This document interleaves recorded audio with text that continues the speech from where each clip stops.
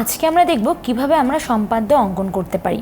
সম্পাদ্য আঁকার সময় আমাদের কিছু জিনিস খেয়াল রাখতে হবে, যেমন সরলরেখাগুলো যেন সূক্ষ্মভাবে হয় এবং বিন্দুসমূহ যাতে হালকাভাবে চিহ্নিত করতে পারি, এবং যে কম্পাসটা ব্যবহার করব এই কম্পাসের অগ্রভাগ যাতে তীক্ষ্ণ হয় এবং মসৃণও হয়, এবং যে পেন্সিলটা ইউজ করব এটাও যাতে তীক্ষ্ণ এবং মসৃণ হয়। তাহলে আমরা দেখি, এখানে বলা হয়েছে নির্দিষ্ট দৈর্ঘ্যের রেখাংশ আঁকতে হবে। প্রথমে আমরা একটা রেখাংশ এঁকে নিই।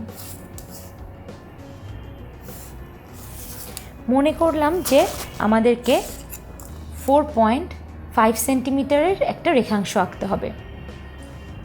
প্রথমে যে রেখাংশটা নিলাম এখানে একটা বিন্দু চিহ্নিত করি এ লিখে, এবং এরপরে এ বিন্দুতে 0 বসাই এবং ডান পাশের 4.5-এ আরেকটা বিন্দু নিয়ে নিই।